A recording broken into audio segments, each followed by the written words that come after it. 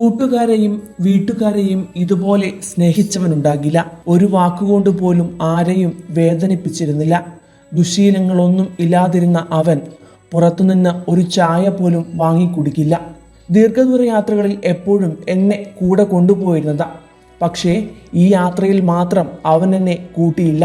അങ്ങോട്ട് ചോദിച്ചിട്ടും അവൻ വിലക്കി. അർജുന്റെ ഉറ്റ സുഹൃത്തായ CM സുജിത്ത് തൻ്റെ വാട്സപ്പിലേക്ക് അവസാനമായി വന്ന അർജുന്റെ വോയിസ് മെസ്സേജുകൾ കാണിക്കുമ്പോൾ കണ്ണീരടക്കാനാകാതെ പൊട്ടിക്കരയുകയായിരുന്നു. കർണാടകയിലേക്ക് എപ്പോഴും തനിച്ചായിരുന്നു അർജുൻ പോയിരുന്നത്. മറ്റാരും കൂടെയില്ലാതെ ഇത്രയും ദൂരം തനിച്ചു പോകുന്നത് അപകടമല്ലേ എന്ന് ചോദിക്കുമ്പോൾ ഒറ്റയ്ക്കാവുന്നതാണ് നല്ലത്. അതാകുമ്പോൾ എനിക്ക് എന്നെ മാത്രം ശ്രദ്ധിച്ചാൽ മതിയല്ലോ എന്നായിരുന്നു മറുപടി നൽകിയത്. വീട്ടിൽ നിന്നും പുറത്തിറങ്ങിയാൽ ഒരു ചായ പോലും വാങ്ങിക്കുടിക്കുന്ന ശീലം അർജുൻ ഉണ്ടായിരുന്നില്ല. വണ്ടിയിൽ ഉറങ്ങി രാവിലെ എഴുന്നേറ്റാലും പുറത്തുനിന്ന് ചായ കുടിക്കുന്ന പതിവില്ല.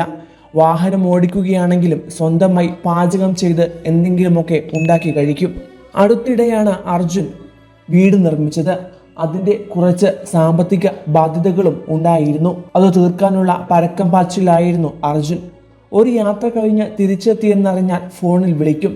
നാട്ടിലേക്ക് ഇറങ്ങില്ലേ എന്ന ചോദ്യത്തിന് നാളെ രാവിലെ ലോഡുമായി പോകണം എന്നും അതുവരെ വീട്ടുകാർക്കൊപ്പം ചെലവഴിക്കട്ടെ എന്നുമായിരുന്നു മിക്കപ്പോഴും ലഭിച്ചിരുന്ന മറുപടി.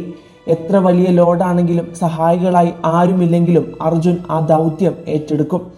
ആരോഗ്യമുള്ള കാലത്ത് എത്രയും പെട്ടെന്ന് കടങ്ങളൊക്കെ വീട്ടി സ്വസ്ഥമാകണമെന്ന് മാത്രമായിരുന്നു അർജുൻ ആഗ്രഹിച്ചിരുന്നത്.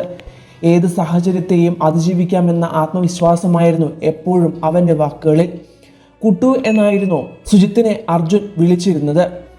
ഡാ കുട്ടു, ലൈസൻസ് നമുക്ക് കർണാടകയിൽ നിന്നെടുക്കാം. പറ്റുന്ന ലോഡ് വന്നാൽ ഞാൻ വിളിക്കും. ഇതായിരുന്നു അർജുൻ വോയിസ് മെസ്സേജായി അയച്ചത്. ദീർഘദൂര യാത്രകളിൽ സുജിത്ത് എപ്പോഴും കൂടെ പോവാറുണ്ടായിരുന്നു. വനപ്രദേശത്ത് കൂടി സഞ്ചരിക്കുന്നതുകൊണ്ടാണ് ഫോണിന് റേഞ്ച് ഇല്ലാത്തതെന്നും സുജിത്തിനുള്ള ലൈസൻസ് കർണാടകയിൽ നിന്ന് എടുക്കാമെന്നുമായിരുന്നു ശബ്ദ സന്ദേശത്തിന്റെ ഉള്ളടക്കം. അടുത്ത് ഒരു വലിയ ലോഡ് ലഭിച്ചാൽ ഒരുമിച്ച് പോകാമെന്നൊക്കെ അർജുൻ മെസ്സേജിൽ പറയുന്നുണ്ട്. സുജിത്തിന് ഹെവി വെഹിക്കിൾ ലൈസൻസ് ഉണ്ടായിരുന്നില്ല. കേരളത്തിൽ ലൈസൻസിന് പരിഷ്കാരങ്ങൾ ഏർപ്പെടുത്തിയതോടെ അത് എളുപ്പമല്ലാതായി. അതുകൊണ്ടാണ് കർണാടകയിൽ നിന്നും ലൈസൻസ് എടുക്കാമെന്ന് അർജുൻ സൂചിപ്പിച്ചത്.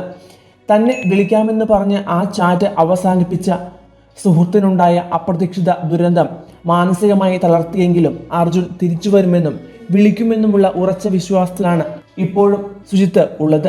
മാത്രമല്ല, അർജുനെ കുറിച്ചുള്ള സുജിത്തിന്റെ ഓരോ വാക്കുകളും ഒരു നല്ല കൂട്ടുകാരന്റെ ചിത്രമാണ് വരച്ചിടുന്നതും. പെട്ടെന്ന് ലൈസൻസ് സംഘടിപ്പിക്കണമെന്നും നിന്നെ ലൈനിൽ ഇറക്കുന്ന കാര്യം ഞാൻ ഏറ്റുവെന്നുമുള്ള അർജുന്റെ ഇടയ്ക്കിടെയുള്ള ഓർമ്മപ്പെടുത്തലിനെ പറ്റി പറയുമ്പോൾ സുജിത്തിന്റെ കണ്ണുകൾ ഇപ്പോഴും നിറയുന്നുണ്ട്.